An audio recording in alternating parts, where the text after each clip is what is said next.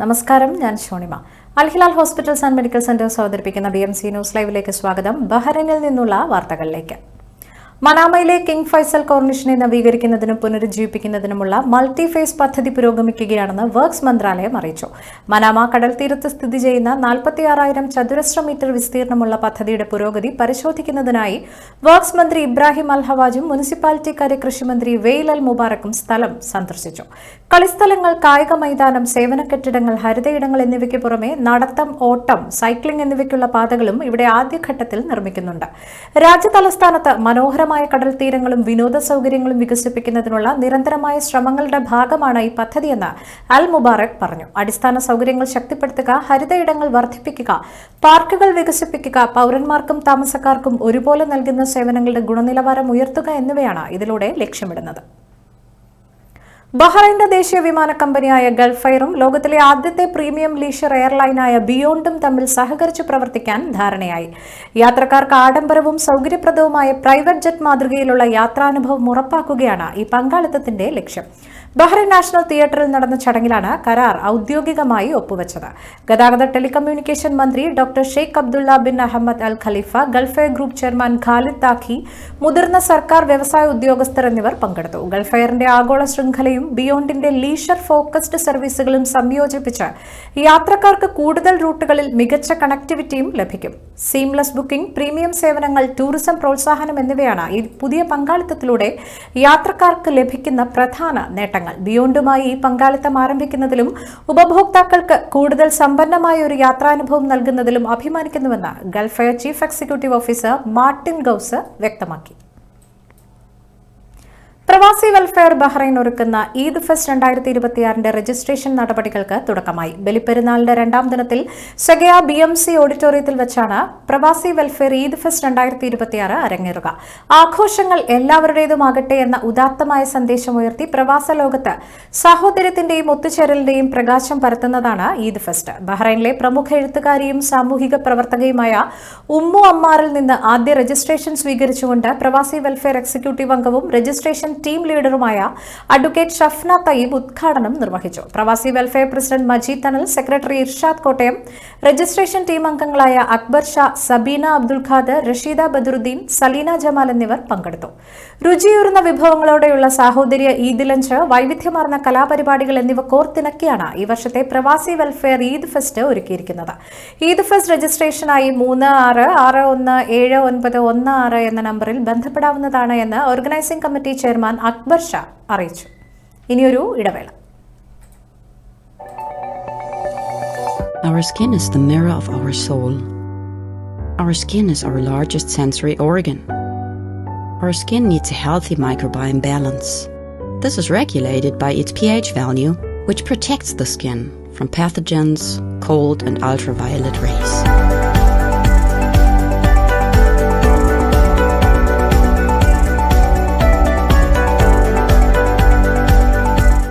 Sebamed protects your skin. BMC ന്യൂസിലേക്ക് വീണ്ടും സ്വാഗതം. മലയാള കവിതകൾക്കും ഗാനശാഖയ്ക്കും ഓർത്തുവെക്കാൻ കുറേയേറെ പൂമരങ്ങൾ സമ്മാനിച്ച അനിൽ പനച്ചൂരിനാണ് പ്രണാമമർപ്പിച്ചുകൊണ്ട് ബഹ്റൈൻ AKCCയുടെ അക്ഷരക്കൂട്ട് വിനോദ് കെടാമംഗലം ഉദ്ഘാടനം ചെയ്തു. വളർന്നുവരുന്ന ഡിജിറ്റൽ ലോകത്തെ അടിസ്ഥാന സൗകര്യങ്ങളും പഴയ വായനാ ലോകവും തമ്മിലുള്ള ഒത്തുചേരലാണ് ബഹ്റൈൻ AKCCയുടെ അക്ഷരക്കൂട്ടിന്റെ ലക്ഷ്യമെന്ന് AKCC പ്രസിഡന്റ് ചാൾസ് ആലൂക്ക പറഞ്ഞു. ബഹ്റൈൻ AKCC അക്ഷരക്കൂട്ടിന്റെ convener Georgy Kurian, AKCC Mathruvedi president Livin Jibi, general secretary Jeevan Chacko, vice president Poly Vidheyathil എന്നിവർ ആശംസകൾ നേർന്ന് സംസാരിച്ചു. ബഹ്റൈൻ അക്ഷരക്കൂട്ടിന്റെ കൺവീനർ ജോർജി കുര്യൻ അധ്യക്ഷനായ ചടങ്ങിൽ ജിബി അലക്സ് സ്വാഗതവും പോളി വിധേയത്തിൽ നന്ദിയും രേഖപ്പെടുത്തി. വടകര സഹൃദയവേദിയുടെ ആഭിമുഖ്യത്തിൽ ജനുവരി മാസത്തിൽ ആരംഭിച്ച 30ഓളം അംഗങ്ങൾ പങ്കെടുത്ത ലത്തീഫ് കോലിക്കൽ നയിച്ച ആദ്യ ബാച്ചിന്റെ പ്രസംഗ പരിശീലന ക്ലാസിന് സമാപ്തി. പരിപാടിയിൽ ആശംസകൾ നേർന്ന് സംസാരിച്ച പ്രീജ വിജയൻ, ഷബീന സുനിൽ എന്നിവർ സംസാരിച്ചു. മെയ് 15 വെള്ളിയാഴ്ച വൈകുന്നേരം 4 മണിക്ക് സഹൃദയവേദി ഓഫീസിൽ സുനിൽ വില്യപ്പള്ളിയുടെ കോർഡിനേഷനിൽ നടന്ന ഗ്രാൻഡ് ഫിനാലെയിൽ മത്സരാർത്ഥികളെ 3 ഗ്രൂപ്പുകളായി തിരിച്ചുള്ള പ്രസംഗ മത്സരങ്ങളും നടന്നു. 3 ഗ്രൂപ്പുകൾ യഥാക്രമം ശശിധരൻ M, മുഹമ്മദ് അഷ്റഫ്, വിനീഷ് MP എന്നിവർ നയിച്ചു. സമ്മാനദാന പ്രദാനവും പങ്കെടുത്തവർക്കുള്ള സർട്ടിഫിക്കറ്റുകളും സംഘടനയുടെ ഭാരവാഹികളും ലത്തീഫ് കോയിക്കൽ, വിധികർത്താക്കളായ സുമേഷ് അനേരി, അനിത ബാബു, ഷീബ സുനിൽ എന്നിവർ നിർവഹിച്ചു. പരിപാടിയിൽ എക്സിക്യൂട്ടീവ് അംഗങ്ങളും കുടുംബാംഗങ്ങളും പങ്കെടുത്തു. എം ബാബു നന്ദി രേഖപ്പെടുത്തി. KMCC ബഹ്റൈൻ ഹെൽത്ത് വിംഗിന്റെ ആഭിമുഖ്യത്തിൽ സംഘടിപ്പിച്ച ജീവസ്പർശം രക്തദാന ക്യാമ്പ് രക്തദാതാക്കളുടെ പങ്കാളിത്തം കൊണ്ട് ശ്രദ്ധേയമായി. അന്നം തരുന്ന നാടിന് ജീവരക്തം സമ്മാനം എന്ന ശീർഷകത്തിൽ Bahrain KMCC Salmaniya medical college blood ബാങ്കിൽ സംഘടിപ്പിച്ച 46ാമത് ക്യാമ്പിൽ സ്വദേശികളും വിദേശികളും ഉൾപ്പെടെ 100-ലധികം പേരാണ് പങ്കെടുത്തത്. സംസ്ഥാന ഭാരവാഹികളായ AP Faisal, Ashraf Kattilpeedika, KP Musthafa, Saleem Thalangara, Shafi Parakkatte, Ashraf Kakkandi, Shaheer Kattampally, Faisal Kandithazha, KMCC health wing general convener Ummer Koottilangadi, സംസ്ഥാന KMCC വനിതാ വിംഗ് സെക്രട്ടറി റിസ് വിഷിഹാബ് എന്നിവർ രക്തദാന ക്യാമ്പിൽ സന്നിഹിതരായിരുന്നു. സൽമാനിയ മെഡിക്കൽ കോളേജിലെ ബ്ലഡ് ബാങ്ക് അധികൃതരുടെ പ്രത്യേക ആവശ്യപ്രകാരമാണ് KMCC ബഹ്റൈൻ രക്തദാന ക്യാമ്പ് സംഘടിപ്പിച്ചത്. ഹെൽത്ത് വിംഗ് ഭാരവാഹികൾ, KMCC ബഹ്റൈൻ വളണ്ടിയർ വിംഗ് എന്നിവർ രക്തദാന ക്യാമ്പിന് നേതൃത്വം നൽകി. മറ്റു വാർത്തകളിലേക്ക്. 20 വർഷമായി സൗദി അറേബ്യയിലെ ജയിലിൽ കഴിയുന്ന ഫറൂഖ് കോടമ്പുഴ സ്വദേശി മച്ചിലകത്ത് അബ്ദുൾ റഹീമിന്റെ ശിക്ഷാ കാലാവധി മെയ് 19-ന് അവസാനിക്കും.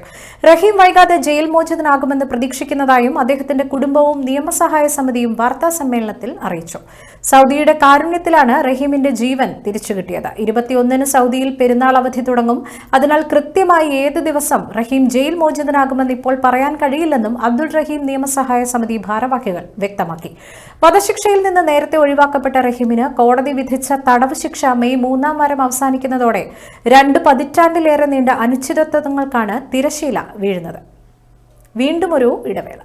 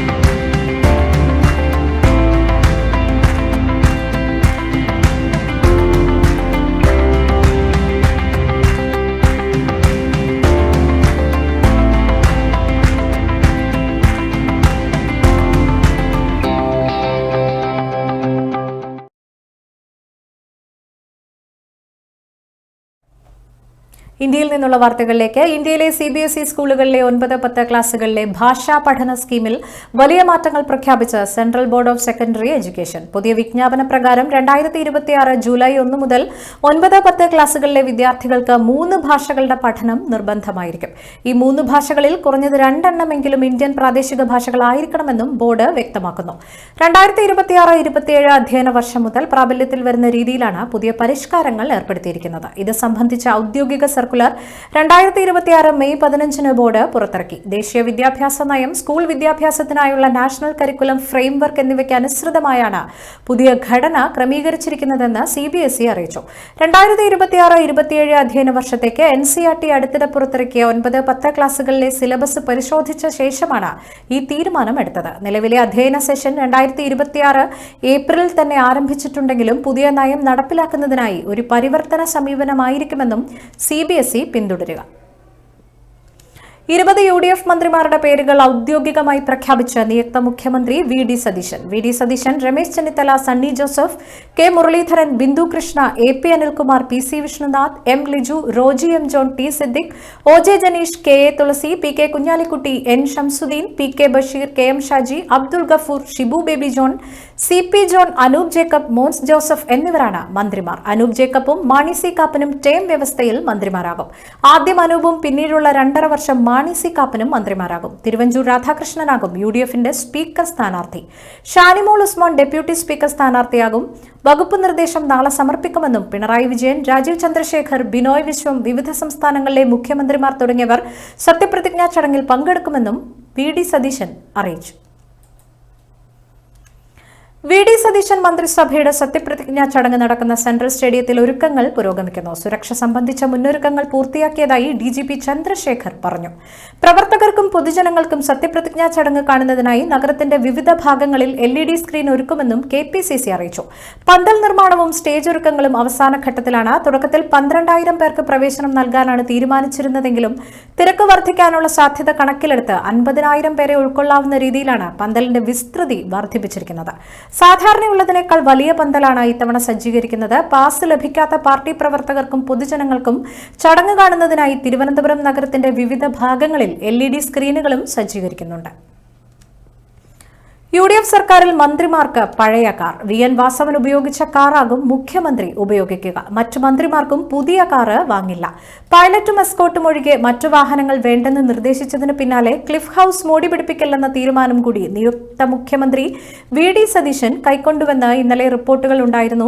ചിലവ് ചുരുക്കലിന്റെ ഭാഗമായാണ് തീരുമാനം. അറ്റകുറ്റപ്പണികൾ മാത്രം മതിയെന്ന് വി.ഡി. സതീശൻ നിർദ്ദേശം നൽകി. മന്ത്രിമന്ദിരങ്ങളിലും കൂടുതൽ പണം ചിലവഴിച്ച് മോടി പിടിപ്പിക്കില്ല. അതേസമയം ആദ്യ മന്ത്രിസഭാ യോഗത്തിൽ ജനപ്രിയ പ്രഖ്യാപനങ്ങൾ ഉറപ്പെന്നാണ് വിവരം. ഈ വാർത്തയോടുകൂടി ഇന്നത്തെ BMC ന്യൂസ് ലൈവിൽ മലയാളം വാർത്തകൾ പൂർണ്ണമാകുന്നു. കൂടുതൽ വാർത്തകളുമായി വീണ്ടും കാണാം. ശുഭരാത്രി.